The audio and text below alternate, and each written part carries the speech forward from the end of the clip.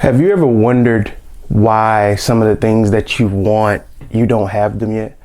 Or have you ever thought about the places that you want to be, why you aren't there? Especially when you've been doing what you are supposed to do to get to those places. In this episode, I want to talk to you about 3 reasons why you may not be or have the things that you want yet. Stay tuned.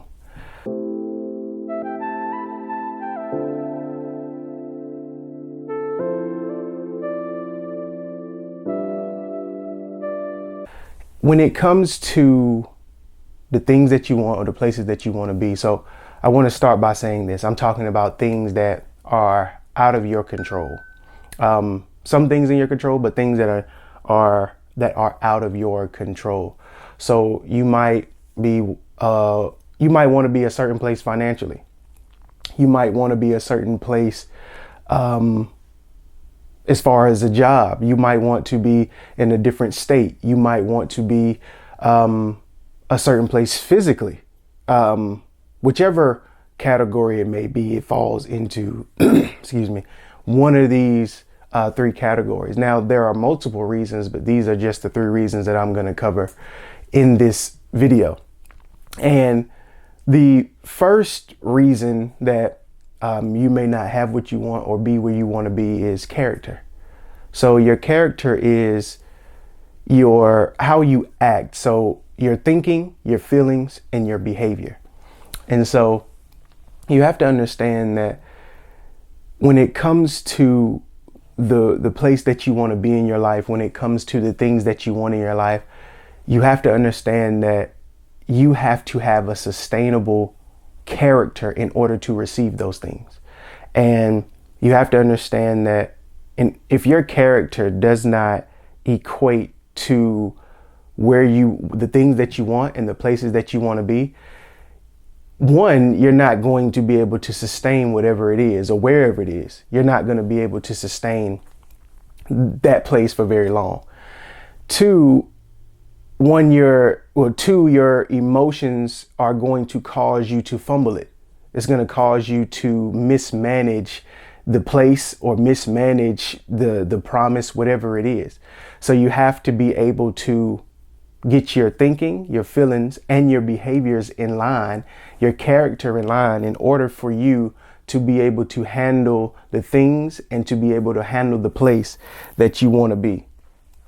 And so your character is very important, because your character is what people look at, and it's what people it's what allows people to look at you and say they either want to support what you're doing, they either want to be influenced by you, they either want to follow you, whatever the situation or circumstance may be. Your character is one of those situations to where you need to develop it to a point that you need to get all the wrinkles and the flaws out of it. Because if you don't, what happens is that you start to mismanage the promise. You start to mismanage situations and circumstances because your character was not able to withhold where you are, what you wanted, or where you wanted to go. And I think that most people, when it comes to believing God for things, or when it comes to believing Him to give them a job, or believing Him to give you a certain place financially, I think that we don't understand that some of the things that He takes us through in life is for our character development, so that when we get to where He promised us that when we get to the place that He promised us, when He gives us the things that He's promised us, or the things that we have worked so hard to get, we do not mismanage it, and we also don't tarnish His name. We have to understand that sometimes when God doesn't open the door for us right away, it's because He's still developing you in that season of your life, so that you will not tarnish His name. And most of us think that God's ability or God's willingness to give us something is for us. It's not. It's so that His name can be glorified. And you have to understand is that He will not give you anything. He will not give you anything when your character does not align with the promise or whatever it is, because that is now attached to his name. And so that's one of the reasons that you may not have what you want or may not be where you want to be yet, which is character. The other one is the standard or the quality of what you want may not be good enough for you. And God will not allow you to settle for something that's less than his best for you. And so understanding that what you want is a direct representation of God, especially when you're walking your life in a way that is going to give God the glory. And so you have to understand that in Ephesians 3:20, it says, now unto him who is able to do exceedingly abundantly above all that you can ever ask, think, or imagine, according to the power that is at work within us. So you have to understand that when you ask God for something, or God has promised you something, or somewhere or something, you have to understand is that now it's no longer about you fully. It's now a direct correlation with, I have to make sure that I honor my word, which is now I have to do exceedingly abundantly above all. And so when you're asking God for something, you have to be aware of, is this thing that I'm asking God for, am I asking it in terms of, is this something that I just want? Is this what I am settling for because I don't want to be disappointed? I don't want to have high expectations because I have been disappointed in life and I have expected things in life and they have not happened. They have not come to pass. So now I am just going to settle for less. I'm just going to settle for the mediocre part of certain things in my life. I'm just going to settle for less because I don't want to be let down. I don't want my expectations to be let down. And so you have to understand is that when God does not give you a certain thing, or when you're not at a certain place, the thing that you may want, the thing that you may be asking for, the thing that you may be hoping for, the place that you want to be, it may not be good enough for God to give it to you. I have a verse and it's in Psalms 84:11. And it says this, it says, for the Lord is a sun and shield. The Lord bestows grace and favor and honor. No good thing he will withhold from those who walk upright. And so you literally hear in that verse is that he will not withhold a good thing from you. So the thing that you may want may not be good enough for you. It may be below what God really wants to do. And in order for you to accomplish, in order for you to receive whatever God wants for you, you're going to have to bring your thinking up. You're going to have to bring your mindset up. You're going to have to bring your habits up. You're going to have to bring your character up, because God will not allow you to settle for that thing, especially when that thing is attached to his name. But you have to understand is that God's primary goal, one of God's primary goals is for his name to be glorified. And so if you are settling for something lesser, and then you think that God is going to allow you to attach his name to it, you're undermining the abundance and the grace and the mercy and the supernatural power and the extraordinary that God can do. And so sometimes you don't get what you're asking for. You don't go where you want to go, or you're not where you want to be, is because where you want to be is suboptimal to where God really wants to take you.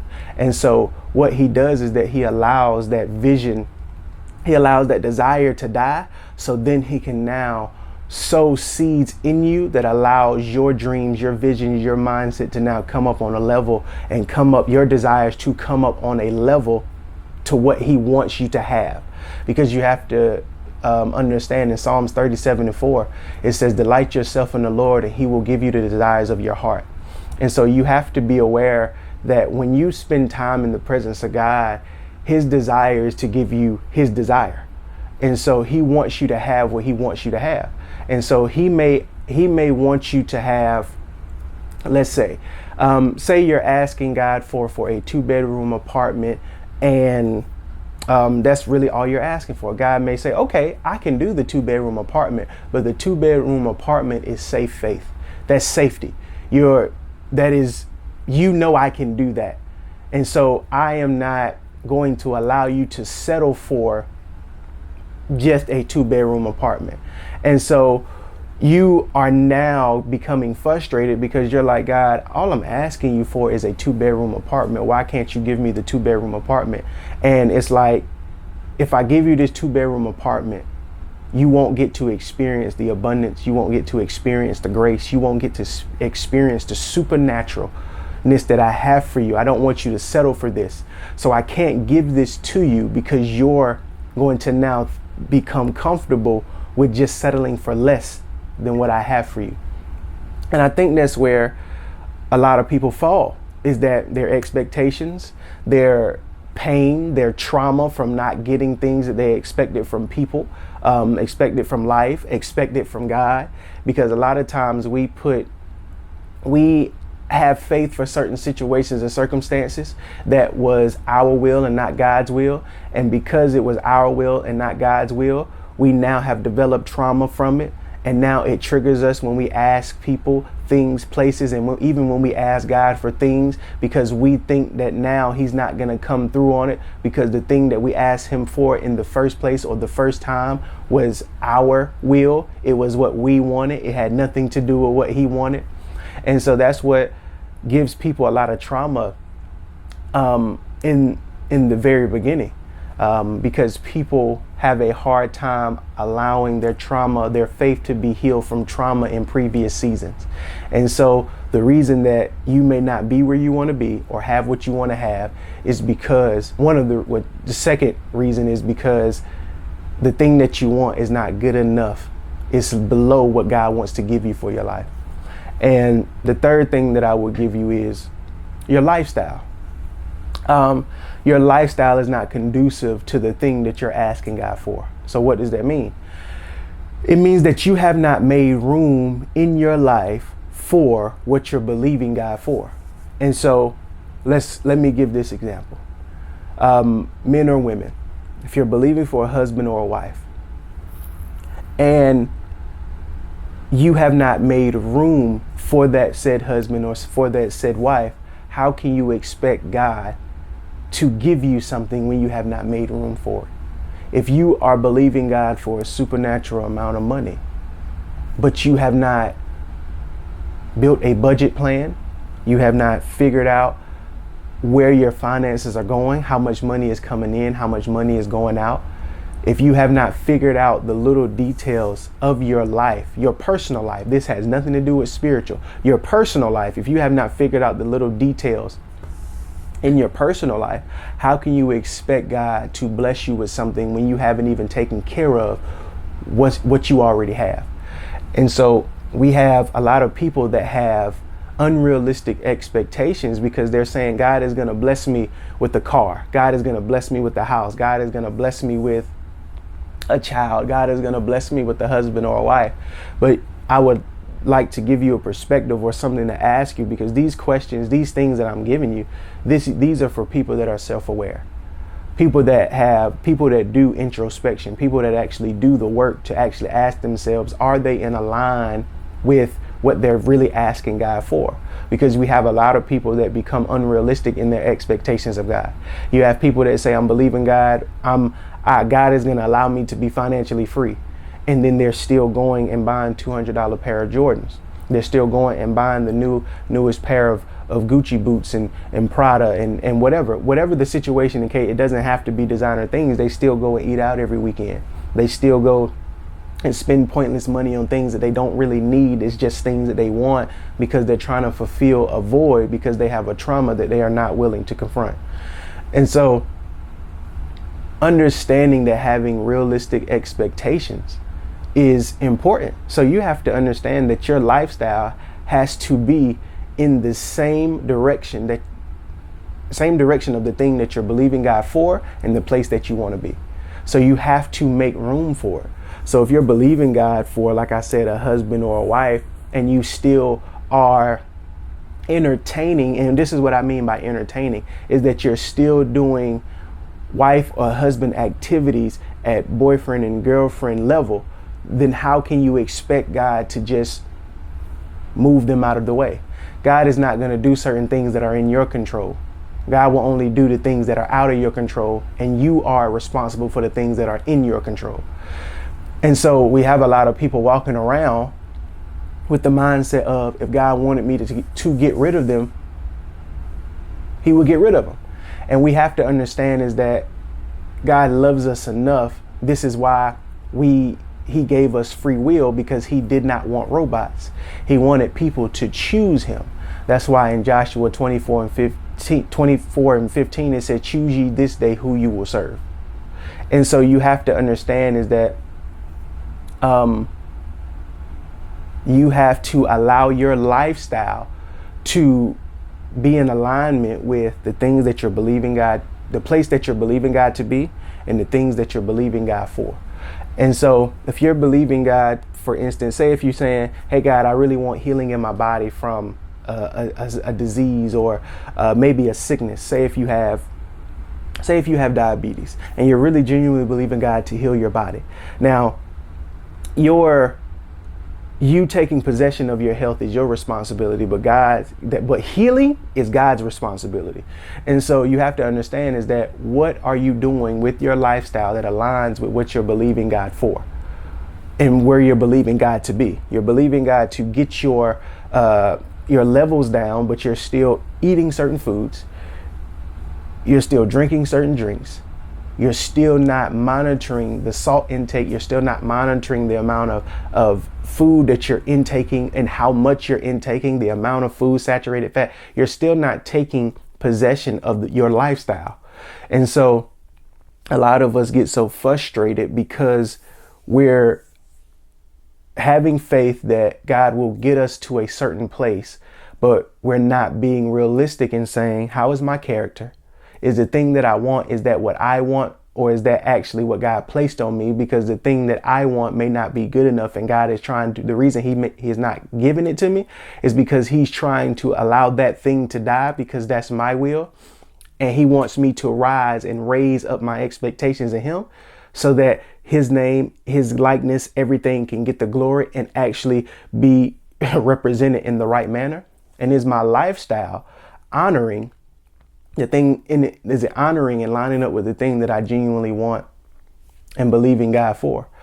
And so we have to be realistic in our expectations. We have to be realistic. This is something that a lot of people struggle with because they get so frustrated with God and say, God, I've done everything you asked me to do, and I've did this and I've done that. And God is like, well, you've done it.